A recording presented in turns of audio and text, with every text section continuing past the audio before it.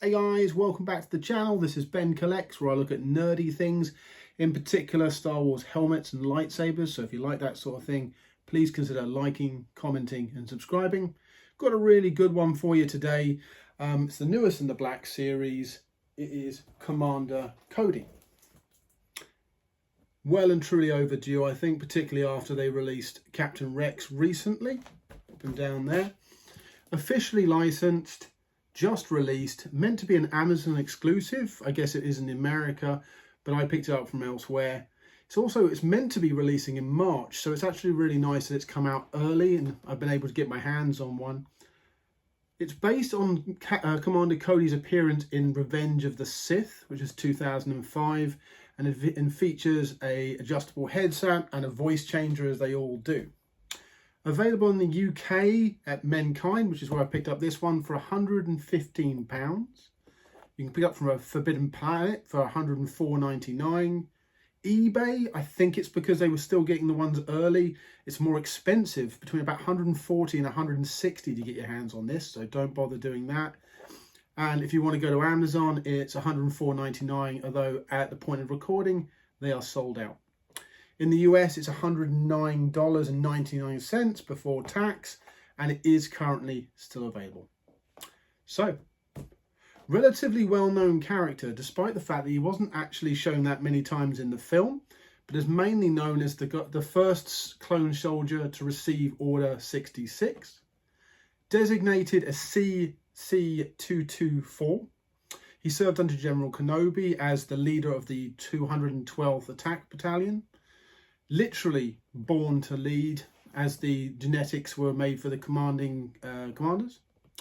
Selected for the ARC program, which is important, which is what allowed him to modify his helmet and his rest of his armor so significantly, and we're going to look at some of the modifications that includes. He was actually selected for advanced training as a sniper, which potentially explains the rangefinder and the cap.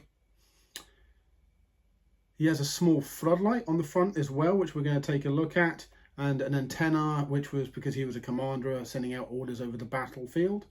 And we're going to have a look at it and compare to the standard Phase 2 Clone Trooper helmet to see just how different this one is. There are alternatives to the Hasbro Black Series out there. If you go through eBay or something like Etsy, but on eBay you're looking at about £136, and it's still classified as a Halloween costume. And on Etsy, of course, it's mainly resin based stuff, so you'll be paying about £140 to £160 with no idea on the quality you're going to receive. So first of all, let's start with the box, which I think we can agree looks absolutely fantastic. And as we can see there, it shows him receiving Order 66. Nice small box for a life-size full one-to-one helmet. It's a nice small box, doesn't take up much space. It's enough to keep it safe, but it's good because, let's face it, storing these boxes is a real issue. I always thought personally that the boxes should have some sort of clear window in them, so once you finished unpacking it, you could actually use it as part of the display to make the most out of this wonderful art. So what's in the box? Let's get it open.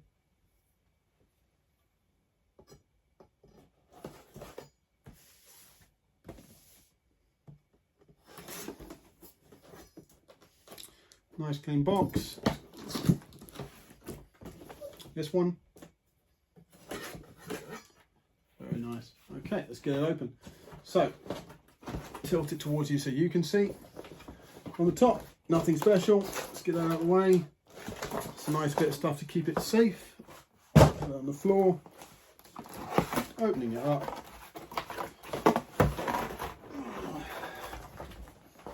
And out it comes. So in the box you get the helmet itself. In the bag, let's get him out. Very nice. Anything else in there? Yep. As I'd heard, the antenna itself comes separately for some reason, its own little bag. But from what I understand, it simply clicks onto the side of the helmet without any need for any tools or anything.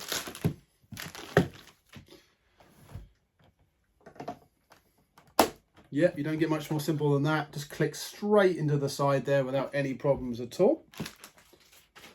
Anything else in the box? Just some little instructions. Fantastic. And there he is. That is a good looking helmet. Initial impressions, very nice. Maybe a little bit on the large side. Looks quite big. Colours are nice, paintwork's nice. Possibly slightly plasticky in places, but you're talking £100 for what is quite a detailed helmet. Weight feels good. Okay, so what we're going to do next is I'm just going to cut and I'm going to stick some batteries in it so we can have a look at some of the features. And we're back. That was easy. Essentially, in the back of it, there is a little cover that you can pop off very easily. Gives you access to the battery pack in there. Takes 3 AAA batteries and then simply covers back over just like that, and it's completely invisible. So let's talk about these features. Really, we're only talking about 2, at least that's what they've advertised. The first one is the adjustable head strap, which you can see up here in the top, essentially allowing you to adjust it to make sure it's as comfortable as possible. However, I would suggest that the Disney one possibly has a slightly better idea with that ability to pull it apart. The fact that they've gone with this design where you have to adjust the head strap means that they've designed the helmet itself to fit the largest head they can think of, which I think personally means they upscale it slightly, making it a little bit more bulky than it should be.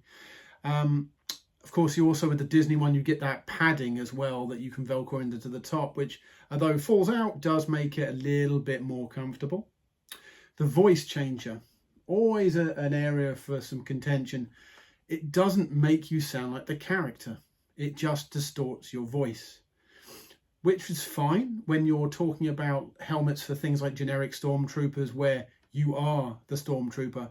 But with named characters like this, really, I think that Disney's version where you have the stock phrases is just better. Particularly when you have someone as iconic as Cody taking and receiving the famous Order 66. So, other elements of this. Cody is known for having a flashlight on his helmet here. Why is that not real? Why did they choose to put in a voice changer that doesn't make you sound like the character, but not include the light itself? That does seem like a bit of an oversight, particularly considering they've recently released things like this, the Death Trooper helmet, which point they actually did include lights and a range of lights. And I will be talking about this helmet in another review. But why not just extend that over and add the floodlight that he's well known for?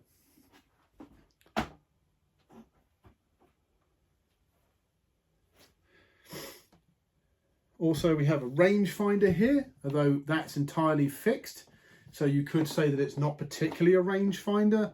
Also, it does look a tad plasticky. In terms of screen accuracy, I'll put some pictures up on the screen, but it's pretty close. The colour scheme in particular is very accurate. The proportions are good, and the attention to detail with some of these little effects is really good. And some of the additional elements with the paintwork, and also, of course, the interior design that they do actually put a little bit of effort into to make it look more than just plastic. Another feature that they've decided to try on is damage. So trying to make it look like it's battle worn. That, I would say, is actually one of the weakest features of this helmet at the moment.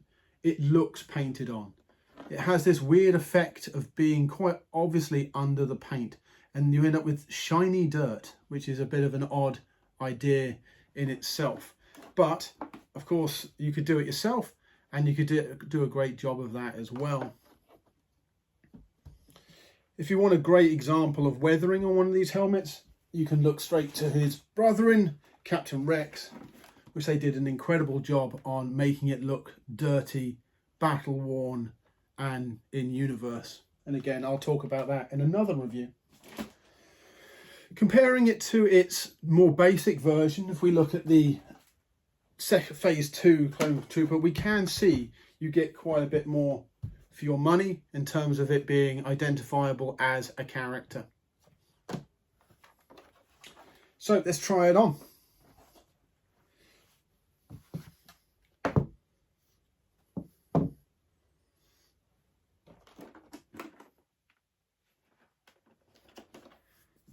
Oh yeah, that's good. Let's just try that voice changer, shall we? Hello, hello, hello.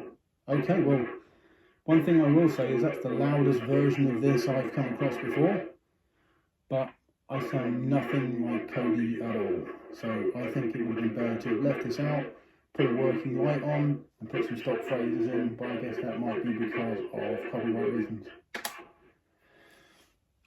Pretty comfortable, actually. You could wear this to a cosplay quite happily. Adjustable, of course, again, so you can make sure it fits you exactly. Great visibility out of it. I'll try and put a camera shot actually from inside the helmet so you can see what it looks like as well. So in conclusion, why has it taken so long to bring this particular helmet out? I'm not sure, but I'm just glad it's here, and even that faster than I thought it was going to be. It's great that they're making these smaller known characters, but allowing you to really flesh out your collection with a brand of helmet which is proven to show quality and consistency across all of them. They have their ups, they have their downs, but they've all been good quality. It's great value for money. It gives you great screen accuracy for that money. And it's a real iconic moment, not only in that film, but in the whole of Star Wars franchise in itself. Being so, and just absolutely linked to the idea of that turning point of Order 66, where the Jedi went from being in power to on the run. It's a real missed opportunity, I feel. That light, it feels like it would have been a very simple thing that would have got everyone talking about it, particularly considering nothing else has a functional element to it. But and that those stock phrases really could have made it iconic just to sit there and mess with it. Looks great on a shelf. It's going to sit there quite happily next to Captain Rex. And it's definitely cosplay worthy. You could wear that out and be very proud and get a lot of comments on it. So I think personally, it's a recommendation. It's solid, it's affordable, and it's going to go great with the rest of your collection. So thank you very much for joining me. Please like, comment, and subscribe if you like these videos, and give us an idea of what you'd like to talk about next. Thanks very much, guys. Have a nice evening. Bye.